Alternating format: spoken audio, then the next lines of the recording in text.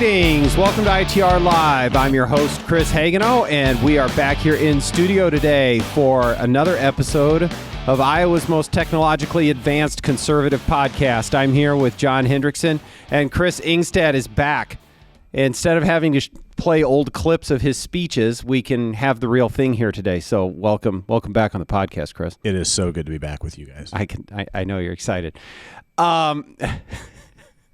All right, let's kick things off with what we talked about in the pre-production meeting this morning, which is Chris's question, what's your favorite Easter candy? It was John's question. It was? Yeah. Oh, yeah. Well, John had a bad answer, so I guess I thought it would... Or at least John started off the discussion. Yeah. John had a few bad answers in there. He had a few good ones. The one that he left out that I would add in is a Reese's peanut butter egg. And I realize, right, that's sort of low-hanging fruit. No matter the holiday, they give you a special holiday-shaped Reese's peanut butter cup, but it's tough to beat. Yeah. So I would throw that in there as well, John. And I'm happy to let you... Yeah, top of my list is the circus peanuts. That's the bottom of everybody else's. Yeah. I'm going for the good old-fashioned Cadbury cream egg. Not any of this caramel stuff or any other... No, just the original... And growing up, my mom always gave my brother and I in our baskets a chocolate rabbit, but I always preferred the white chocolate for some reason. Yeah, and I don't know why, but I like the Zero candy bar too. That's always one of my favorites. I'm glad nobody brought up Peeps. Well, those are good. I like them. See, that doesn't surprise me at all. It just that goes hand in hand. It's just awful. It's really just almost a. It's just for a little kid that would actually get a peep in the candy. It's like, I was sitting here waiting for chocolate and I got this. What a letdown. I used to trade chocolate. My brother and I, we would trade in our Easter baskets, and I would trade chocolate for his Peeps because we'd each get a thing of Peeps in our basket. My kids at holidays, sometimes they'll trade, but usually they just all end up skipping that and going straight into stealing the candy out of each other's baskets, in which case much yelling and fighting ensues, and they end up losing it all anyway. So they got a great plan at my house, so good. Okay, well, I wanted to come back around to a little bit of what we talked about, John and I did with our last episode on the about ITR NFIB tax day, but it actually goes back several episodes and something that we've been working on a lot here, which is the issue of local government property tax levels for the coming year. There was the bill that went through the legislature, which updated the residential rollback assessment and all that. But anyway, if you recall us talking about that, is that this was a fix to make sure that the residential rollbacks was correctly calculated. It resulted in cities and counties receiving a less than expected increase in taxable valuation. So they're getting an increase anyway. You're talking about the forced budget cuts? Yes. So because you said they were actually getting an increase, but all I kept reading is forced budget cuts. I'm confused. So, well, I mean, let's start from even a more basic, because I'm already violating my own kind of self-imposed rule on this. If you are a residential taxpayer in Iowa, the value of your home, I think almost everyone, unless you're, like the house is falling apart this year in a way that it wasn't last year, everyone's valuation went up this year. So it means you're going to pay more if the levy rate's unchanged. Yep. You're going to pay more, which means your local government gets more. They're just getting more at a little bit lower rate than they thought. But they're still taking more from us. You're still paying more. Okay. So, now, I want to think back to when this bill was being discussed in the legislature, and as with most things, there was a lot of scare tactics, skies falling. You heard Chairman Bobby Kaufman talking about the kind of lobbying that took place in this issue, but there were opponents of the bill and several cities and taxpayer-funded lobbyists saying that this would result in a loss of services, specifically police and fire protection, response times. They brought law enforcement, fire department officials to the Capitol to lobby against this bill because it would impact those services. If you do this, response times will go up. Mark my words. Will go up. We were told this, right? By lobbyists and legislators. Yes. Okay. So let's fast forward. I want to give credit to the Des Moines Register. John marked the time and the place. Okay? Right, noted. Full credit to the Des Moines Register here because they did the work of going around and asking the cities, how are you handling this? That's the journalism we need, right? So we have that for at least the major communities in central Iowa. So I thought we'd take a look at what the answers were. Okay? So bear with me, guys. And on this list had Polk and Dallas County, but neither one of them gave much of an answer. So we're just going to focus on the cities. Altoona didn't give a specific answer. It's clear that they will not be raising the levy rate, and they will either make cuts or transfer money from their reserve funds. Oh, seems okay. Seems Reasonable. Yeah. The city of Ames, their response is to increase the levy by 13 cents per thousand. And that's where they're going to go. Likely still taking the same amount from the taxpayers that we're going to do earlier. Right. And now that still doesn't factor the increase they were getting off of assessed value, which I'm sure in Ames was good. Ankeny is going to cut several unfilled positions, and they will not raise the levy. Now, Ankeny's a community with substantial growth. I'm guessing both on assessments and in the new valuation, they're going to still have quite a bit more money coming in the door. They're going to be okay. And to their credit, they went ahead and said, we're going to take those unfilled positions are in libraries, parks, communications, IT. I think that's probably reasonable what they're doing. Bondurant, they had originally planned to lower the levy, and now they're just going to lower it by a little bit less. Okay. Yeah, great. Good job, Bondurant. The city of Des Moines says they're going to lose 2% of their annual budget. I'd really like to see the math on that. Well, they hadn't passed their annual budget yet, so I'm confused. Right. But okay. But they still say they're not going to raise the levy. Okay. And the quote is, they are looking at everything. Okay. Good. City of Grimes is going to, you may appreciate this one, Chris. They're going to transfer the money from the equipment replacement fund. Now, we had been told all this money was off limits, but it turns out maybe you can access some of those piles of cash. Oh. You told us we couldn't. We'd been told over and over that, well, you can't touch that money. That's for something else. But then when you want it, you can. It's interesting when you can't take it from the taxpayer. When somebody actually steps in and says, right, no, you don't get to take it from the taxpayer, it's funny where money comes out of hiding. Well, and I wonder if there's some of the, I know, well, we get really in the weeds. We start talking about break fix insurance and all that stuff. But anyway, okay, City of Johnston, they're going to raise the levy by 30 cents per thousand to make up for this. Probably, and again, let's be honest, this isn't really about valuations. This is about how much they're choosing to spend next year.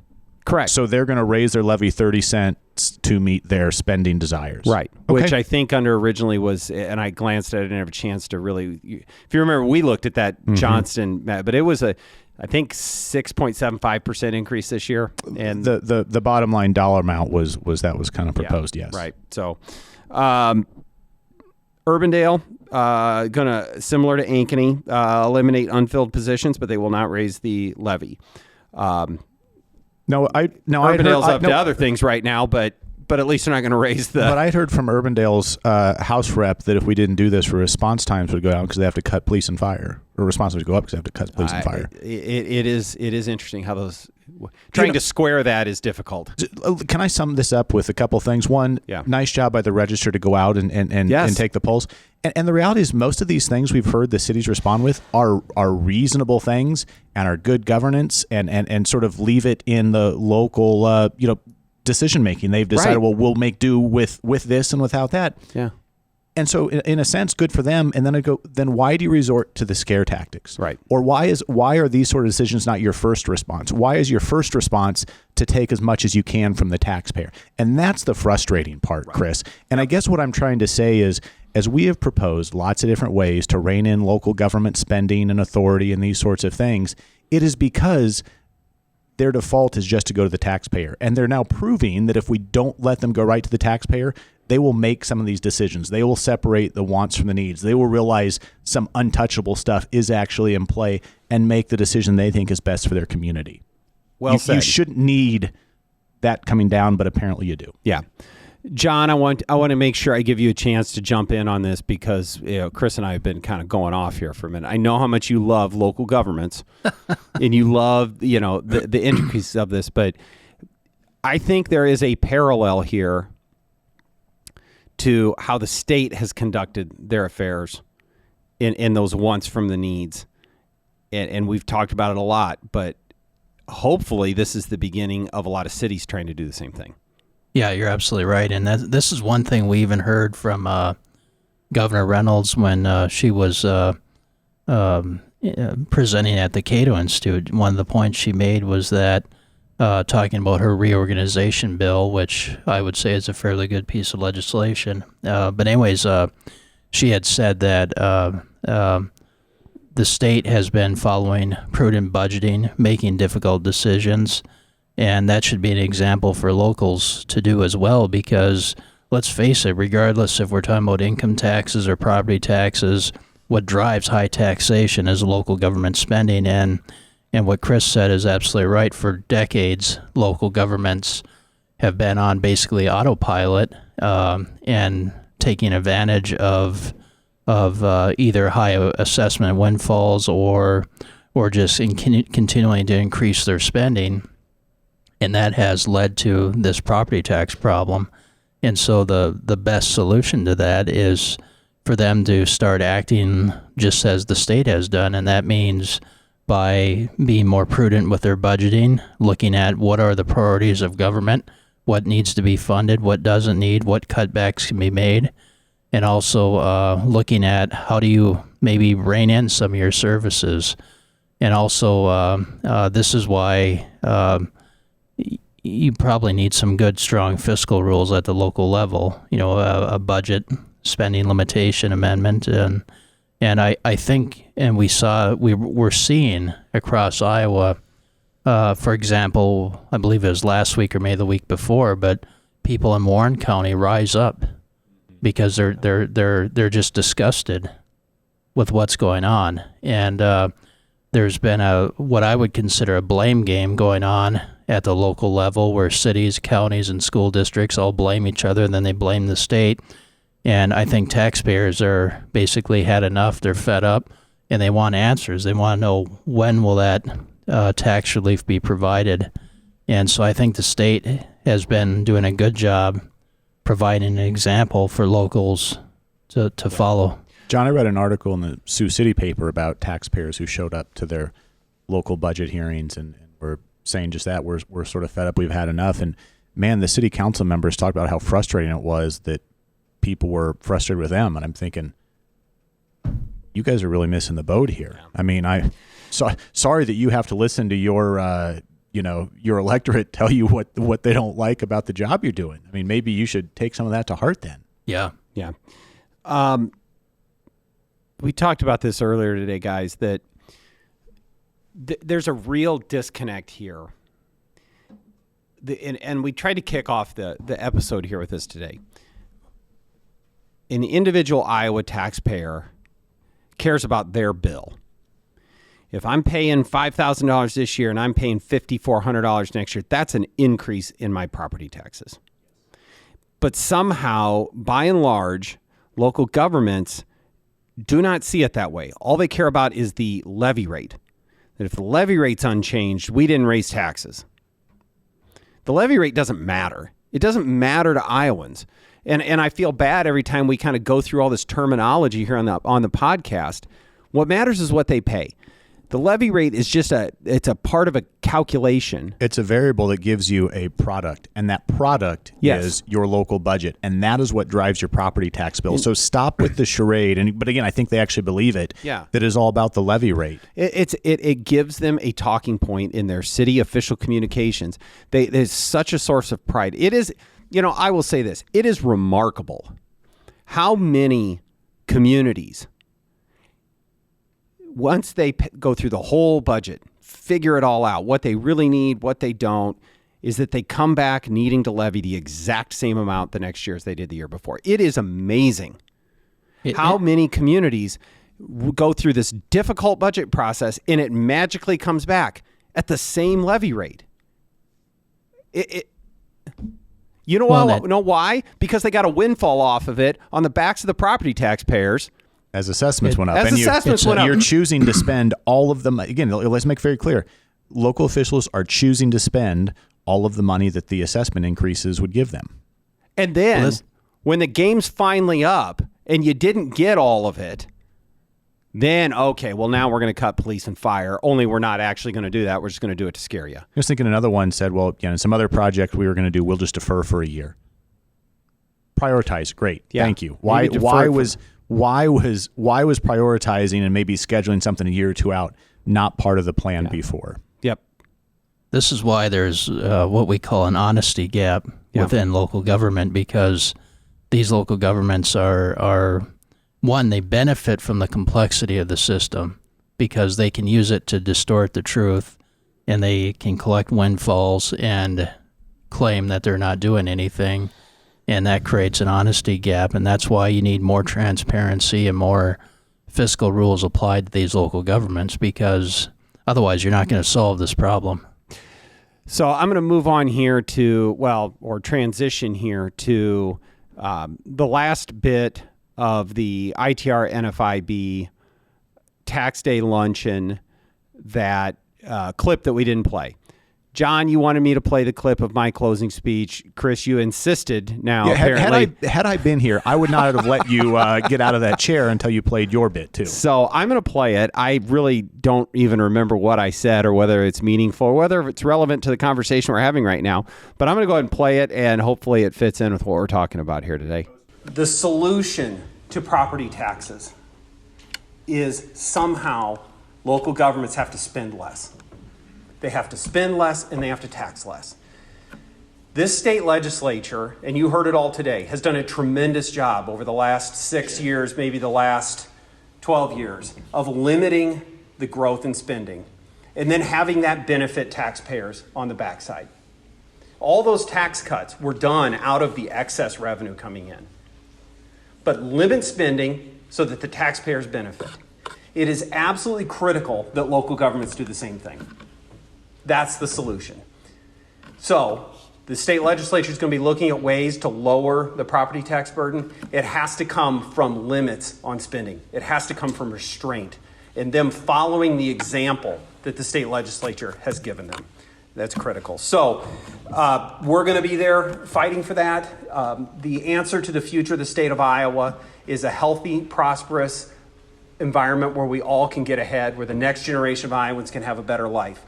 I don't believe it comes through aquatic centers, lighted welcome signs, and overregulating individuals. And that's what we're here to do at Iowans for Tax Relief. It's free up Iowans to succeed and have a better life.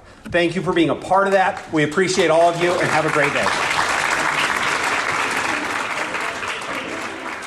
Gentlemen, you're the ones that wanted me to play that. So that you summarized the problem and the solution in those closing statements, and that's what I liked about it, because it is a spending problem and the solution is fiscal restraint, and that's exactly what we've talked about before, and that's what the state has done, and this is what locals need to do.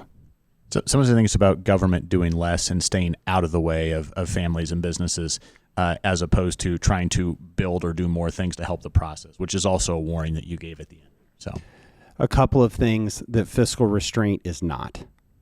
Fiscal restraint is not leaving your levy rate unchanged while assessments increase Iowans' property tax bills.